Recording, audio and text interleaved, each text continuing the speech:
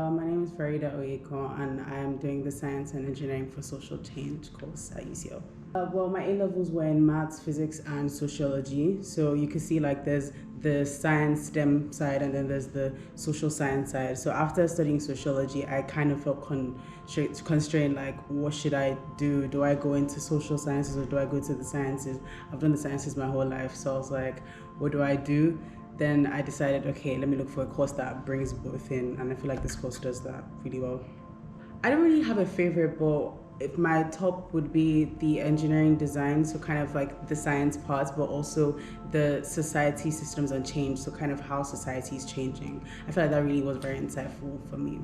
It made me open my eyes to a lot of things that I didn't notice like in society. So kind of like the hidden characters and the hidden systems behind how societies work. And I feel like that was something that I hadn't really thought about before. And it kind of helped me understand what was going on in societies.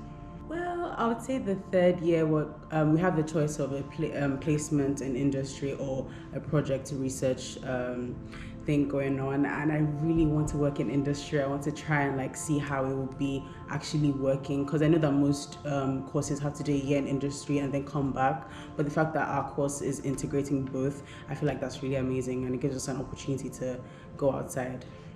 I can't really count how many we've had, but I can say we've had over 10 guest speakers. The ones I can remember from the top of my head, we got Sugarcrete to come speak to us, like Sugarcrete. I think they work in UCL East, if I'm not mistaken.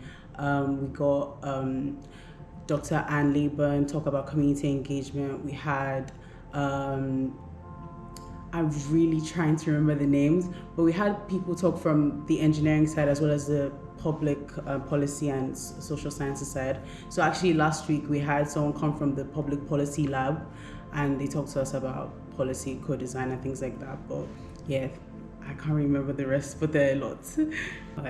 I've been able to talk to my lecturers individually, email them at any time. They respond so quickly. When most people talk about lecturers being very busy, they say that they get the emails back in days. I get mine back in a few hours. If it's the longest, maybe a day. And it just shows how they care about us and they want us to feel comfortable. Even the wider facilities, I have used the student support at UCL, and just to have someone to talk to. Obviously coming in as an international student is a bit difficult sometimes. So they were very open to listening to me and just being there to arrange appointments to make me feel a bit more comfortable. But yeah, I would say it's good.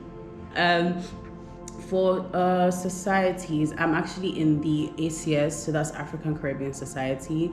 I'm in the TEDx Society, so that's more of TED Talks and conferences, public speaking, and I'm in the Volleyball Society because I really do love volleyball. And we are actually working on getting these UCL Nigerian Society going, because obviously I'm Nigerian and they didn't have one. So me and a couple of friends are trying to start one, and so far so good. We're in the motions, and hopefully by third term or even next year we'll have it up and running. But yeah, welcome fair was a lot. There were so many clubs. I was like, how am I going to choose one? How much am I going to choose 5? Am I going to choose 10? I didn't want to do too much, but I was like, let me start going for the tasters. That's why I'm very thankful for the taster sessions that we had, to kind of know if you want to be a part of the club or not. So it was a bit less intimidating when I went for the taster sessions. But yeah, it was not too bad at first, but now I'm enjoying it because I've made friends in different places. I've met a lot of people from all over the world, and I'm very surprised at the diversity in UCL. I've met people that I probably wouldn't have met in my A-levels, but yeah.